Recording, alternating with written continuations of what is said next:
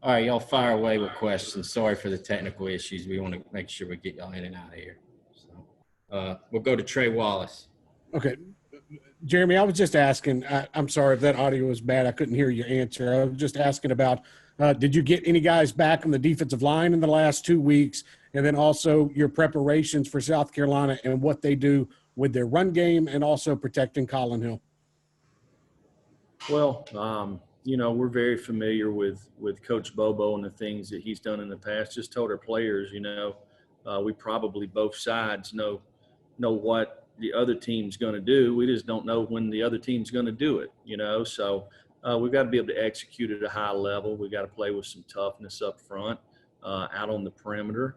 So we got to control the line of scrimmage. And, we've got some guys that have experience up front. And we've got some guys that don't. So, that's why you come to Tennessee is to play in games like this. And I know our guys are excited to do that.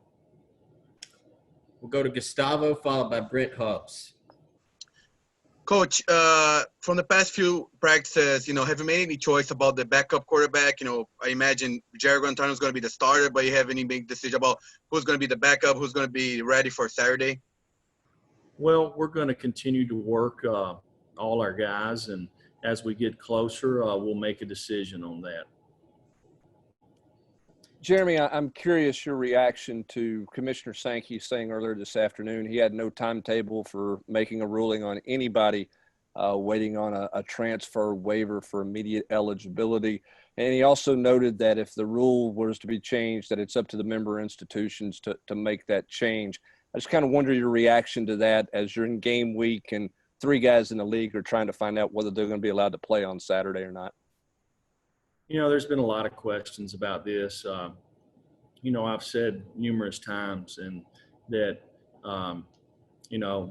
what a great job Greg has done leading us through this pandemic. I guess my question is I just know about Cade. I know that he's met with lots of professionals and it was submitted to the NCAA and they felt like that he needed to play this year. So, nobody from the SEC has contacted us to ask to meet with Cade. So based off the decision of the NCAA, I don't know how they would keep him from playing unless we just want to say it's a rule that we voted on. When you sit in somebody's home, recruiting them, you're involved with 120 kids every day. The circumstances that have went on, not just in the last 6 or 7 months, but my whole coaching career. Our first priority has got to be our student athletes. And to me, keeping them, going, working toward a degree and being the best football players that they possibly can be. And so, in my opinion, we have to really sit back and look and see what really is the right thing to do here. We'll go to Rob Lewis. Coach, given all the missed practice time and the way camp has gone, is there anything that concerns you about this opener more than it would in a normal year, bust, or trying to keep things simple? No, I mean we got to play aggressive, knowing that we'll make mistakes in the game. We've got to play with confidence. Don't turn the ball over, get turnovers. All the coach speak, create explosive plays, gang tackle, score touchdowns when we get in the red area, keep them from doing it. So, that's what win and loses games. We've got 60 minutes to prove that we're the best team on Saturday. We'll go to Patrick Brown and then back to Gustavo.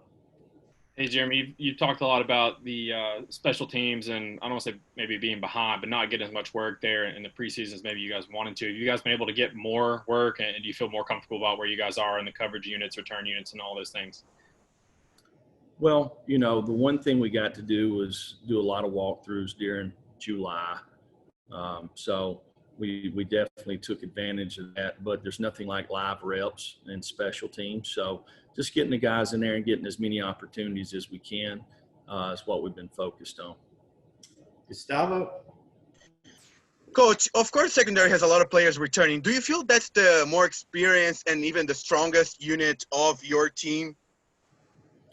Well, you know, we do have some guys that have some experience, really in all three levels.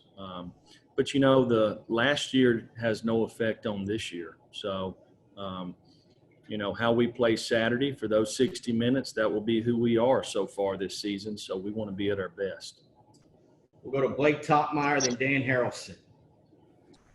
And Jeremy, after last season, I know Joe Doyle had said he was going to view his transfer options. What was the process like for bringing him back on the roster? And then what's that competition been like between him and Paxton at punter? Right. You know, so Joe wanted an opportunity to earn a scholarship, and he had plenty of schools that offered him scholarships. He had a lot of places to choose from. We fully supported him wherever he was going to go. We were going to support him. That way he would be eligible. And some of the opportunities, because of the COVID conferences, didn't play, so he elected to come back, and we were very happy to have him back. Dan? Coach, talk about Robert Muschamp. He's in his second year at Tennessee. I know you got a lot of respect for Will and the family, and he's a guy who just finished up his college career recently. But just talk about his passion for the game, just launching his coaching career within your program. Well, he does a really nice job for us. Very hard worker, very knowledgeable, really good young coach that, you know, one day will have a chance to probably be a coordinator or head coach. Works extremely hard, and we're very excited that we have him. We'll go to Joe Rexroad and then followed by Ben McKee. Joe, you there? Sorry about that. Yeah, sorry about that. Yeah, Jeremy, another quick follow on Trey. You mentioned a little bit the health issues he went through. I'm just wondering if you go back to that time, did you have I know you kind of talked to the family a little bit about even mentoring him if he wanted to get into coaching, things like that. I mean, I guess how concerned were you that maybe his playing career was done, and, you know, how did that go for you, and what did you see from him during that time period? Well, a guy that stayed positive, that thought about others instead of himself. You know, a time when he couldn't do what he loves to do. Instead of sitting around and dwelling on it, he looked for a way that he could have positive impact on others. You know, so Trey is really been a fantastic leader around here. One of my favorite guys that I've had a chance to be around and coach over the years. All right, Ben, and then we'll close Thank with Price. Coach, I know you've been asked about your relationship with Mike Bobo a ton this week, but I'm curious, going into a matchup against somebody that you've worked with before, how do you kind of make sure you don't chase some tendencies that coach had at that previous stop, and kind of keep in the back of your head that coach could have evolved since then as well? Well, you just look at the whole body of work. You know, it's like this for the first games or the first 2 or 3 games every year. You know, people can change, but when you've done it as well as he's done over the years, I wouldn't suspect he would change a whole lot. So, hey, Mike's one of the best coaches in the country, great competitor. I love working with him. And, you know, we'll get after each other on Saturday and probably talk a little trash and during the summertime. This is Trey. Jeremy, you talked about D-Beckwith earlier in the SEC teleconference. Can you talk about your running backs right now? Ty Chandler, Eric Gray. Will we see Jabari Small and T. Hodge on Saturday? Don't want to give away any competitive advantage. Right. Well, like I said before, we'll play these young guys. You know, this season we need depth at that position. Our numbers have been down, so we'll kind of, if I'm not going to sit here and say somebody's going to play specifically, but these guys will play throughout the year.